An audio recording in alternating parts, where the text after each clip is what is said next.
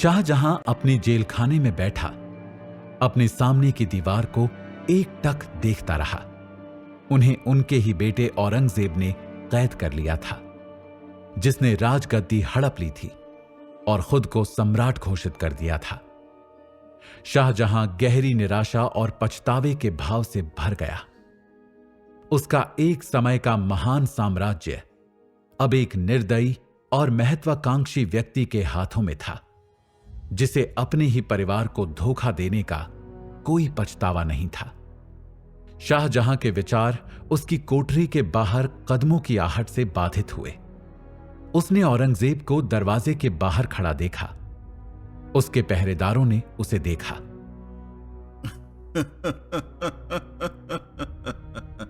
अच्छा अच्छा अच्छा, देखो ये कौन है कैद खाने में? प्यारे अब्बाजान और एक महान बादशाह।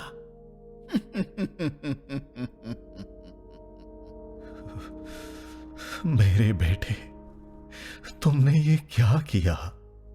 तुमने अपने खून को धोखा दिया है और बलपूर्वक तख्त पर कब्जा कर लिया है। मैंने वही किया जो करने की जरूरत थी। आपके शासन में मुगल सल्तनत कमजोर और भ्रष्ट था।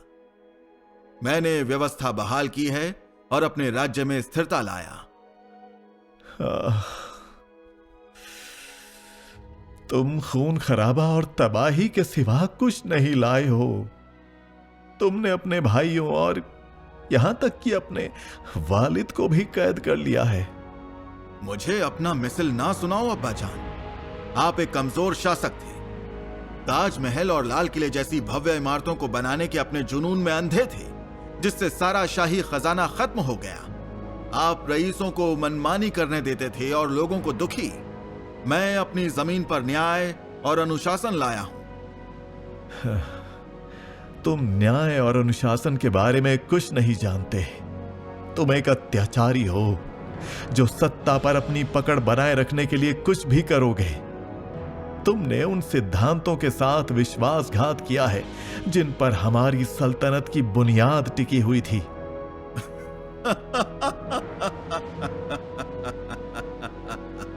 और फिर भी मैं यहां हूं, दुनिया के सबसे बड़े साम्राज्य का बादशाह। आप एक कैदी के अलावा और कुछ नहीं है। मैं एक बंदी हो सकता हूं, लेकिन मैं अभी भी इस देश का सच्चा बादशाह हूं औरंगजेब। और मेरी बात पर ध्यान दो औरंगजेब, तुम्हारा अत्याचार समाप्त हो जाएगा। लोग तुम्हारे विरुद्ध हो उठेंगे।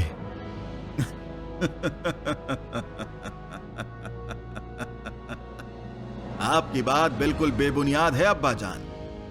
लोग मुझसे बहुत डरते हैं और आपके पुत्र भली तरह से अपनी अपनी कोठरी में बंद हैं। आप अकेले हैं, शक्तिहीन हैं और जल्द ही इतिहास से आपको भुला दिया जाएगा। इतना कहकर औरंगजेब मुड़ा और शाहजहां को अपनी कोठरी में चिंता करने के लिए छोड़कर चला गया। शाहजहां जानता था कि उसका पुत्र कई मायनों में सही था। वो वास्तव में अकेला और शक्तिहीन था और बादशाह के रूप में उसके दिन समाप्त हो चुके थे। लेकिन वो ये भी जानता था कि उसकी विरासत जिंदा रहेगी। औरंगजेब के जाने के बाद भी उसका नाम याद रखा जाएगा। दिन हफ्तों में बदल गए और हफ्ते महीनों में बदल गए। शाहजहां ने अपने विश्वास में सांत्वना पाने के लिए अपने दिन खुदा की इबादत में बिताए।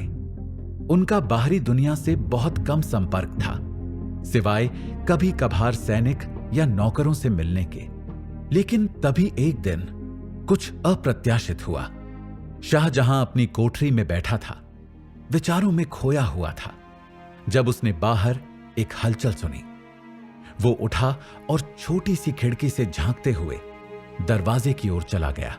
उसने पुरुषों के एक समूह को देखा जो कवच पहने हुए थे और हथियार लेकर उसकी कोठरी के पास आ रहे थे। शाहजहां ने उन्हें अपने वफादार सैनिकों के रूप में पहचाना, जो औरंगजेब के सिंहासन पर बैठने के बाद भी शाहजहां के प्रति वफादार रहे। औरंगजेब के सैनिकों को अपनी कोठरी की ओर आते देख शाहजहां का दिल पसीज गया। वो जानता था कि क्या होने वाला है। जैसे ही सैनिकों ने कोठरी का ताला खोला, शाहजहां ने खड़े होकर उनका सामना करने की कोशिश की, लेकिन उसकी कमजोर स्थिति ने इसे मुश्किल बना दिया। वो लड़खड़ाकर जमीन पर गिर पड़ा। जहांपना, क्या आप ठीक है?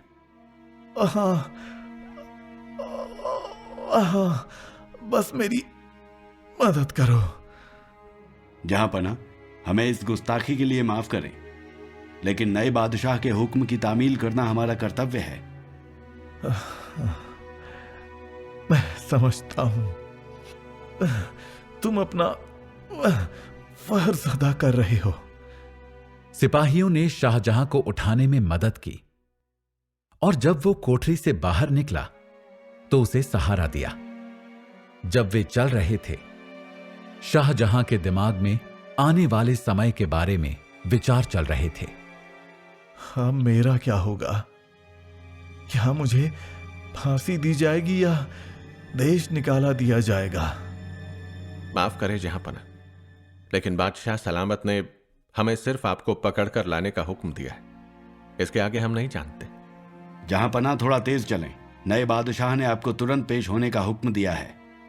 बहुत अच्छा, जिस तरह से चाहो ले चलो सिपाहियों। वे आगरा फोर्ट के गलियारों से गुजरे, जिसे कभी शाहजहां घर कहता था, लेकिन अब जेल जैसा महसूस होता था। अंत में वे किले के एक सुदूर कोने में एक छोटे से कमरे में पहुंचे। जहांपना, अब से ये आपका कमरा होगा। आपकी सुरक्षा करने के लिए हमें बाहर तैनात कर दिया जाएगा। नए बादशाह आपसे जल्दी ही मिलने आएंगे।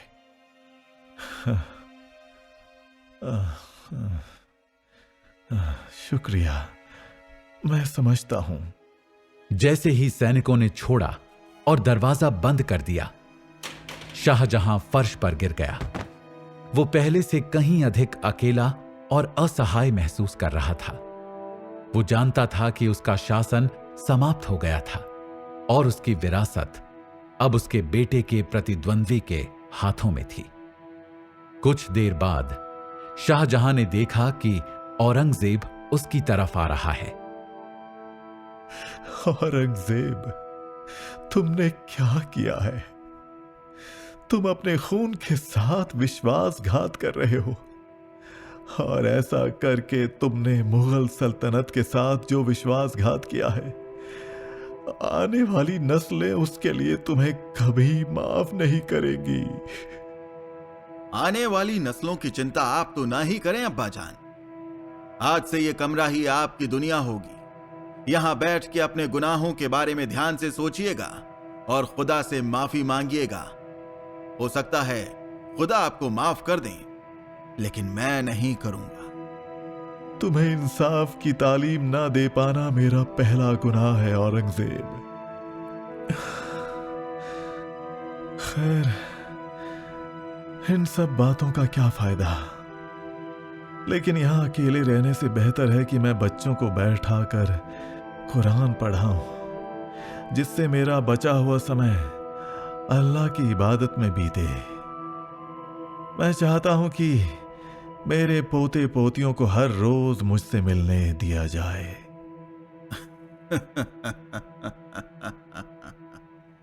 तख्त चला गया, लेकिन हुक्म चलाने की इच्छा नहीं गई आपके मन से। सैनिकों, जी जहांपना। यहां किसी को भी आने की इजाजत नहीं है। बच्चे तो दूर, एक परिंदा भी देखना आपको नसीब नहीं होगा। दिन हफ्तों में बदल गए और हफ्ते महीनों में बदल गए। शाहजहां अपने छोटे से कमरे में ही सीमित था। केवल कुछ नौकरों को ही उसकी जरूरतों को पूरा करने की अनुमति थी। उसका स्वास्थ्य बिगड़ गया और उसकी रूह तक लड़खड़ाने लगी। जहांपना, खा लीजिए। आपको अपनी ताकत बरकरार रखनी चाहिए।